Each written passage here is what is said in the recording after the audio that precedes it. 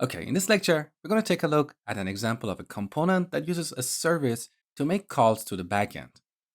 So in the services folder, open up to-dos component. So this is a simplified implementation of a to-dos component. In ngOnInit method, we initialize the to-dos property by calling the server and getting the list of to-do items. We also have an add method and a delete method. Now in this lecture, we're going to focus only on ngOnInit. So what should we test here? Let's see what's happening in this method. We're calling service.getToDo's method, which returns an observable. We subscribe to the observable and then initialize the to-dos property. So in our unit test, we want to call this method ngOnInit, and then we want to assert that the to-dos property is initialized.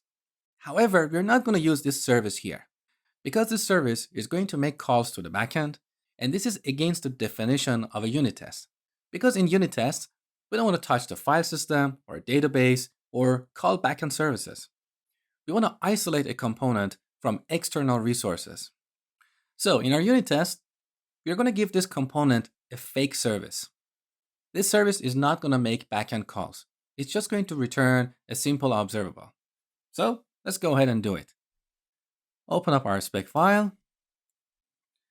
First, I'm going to declare our service here, to-do service. Now let's initialize it, service, to a new instance of to-do service. Now here in the constructor, we need to pass an instance of the HTTP service in Angular. I'm not going to import this class here because the constructor of this class would require additional arguments. So it's going to make our test setup very complicated. So I'm just going to cheat here and pass null. And it doesn't really matter because we're not going to use that HTTP service anyway. I'm going to change the implementation of getToDo's method in this service. You're going to see that in a second. So here's our service. And now let's initialize our component, new to-dos component, and pass the service here. Now there is also another approach in unit testing components that use services. So instead of giving this component a real instance of the to-do service, we give it a fake implementation, which we call a stub. I'm going to show you how to do that in the next section. So here's our before each function. Now let's write the test. So this component should set to-do's property with the items returned from the server. All right, now let's start with the arrange part.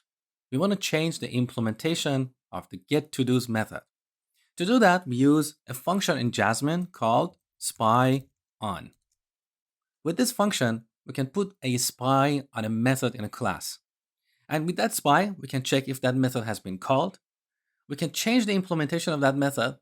We can return a different value, or we can throw an error.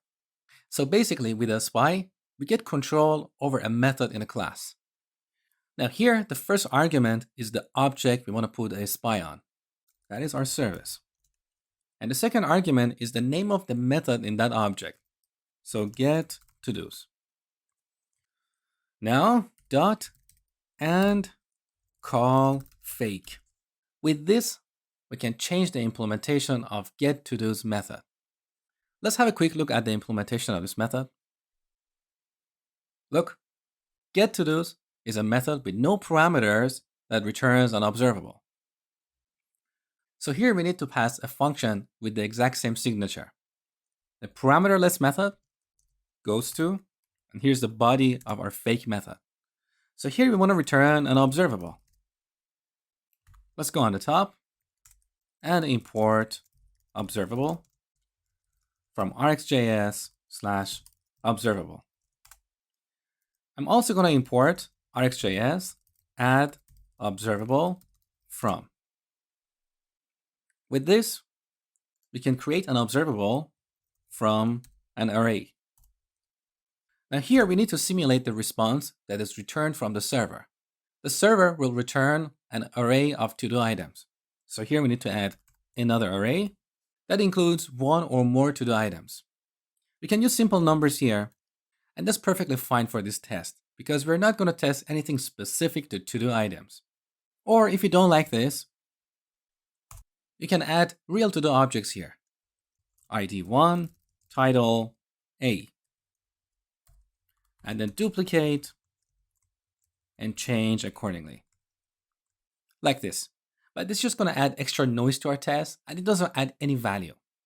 So I would rather to revert this back to simple numbers. 1, 2, 3. So with this, when we call service.getToDos, this function is going to be called. This is going to replace the real implementation. Okay? So here's our arrange part. Now let's act.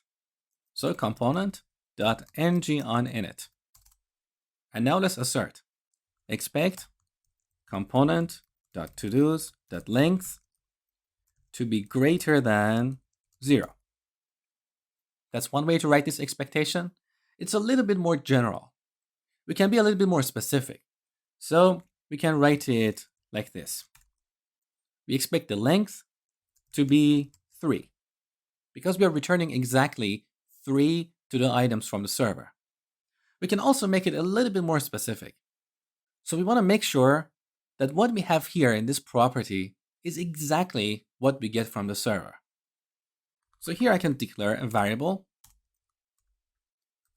call it todos, and set it to this array that we return from the server.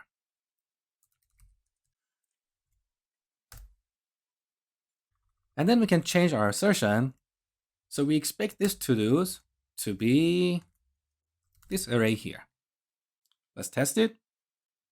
Okay, beautiful. All our tests are passing. Now, if the concept of spies is new to you, don't worry. We're going to look at more examples in the next lecture.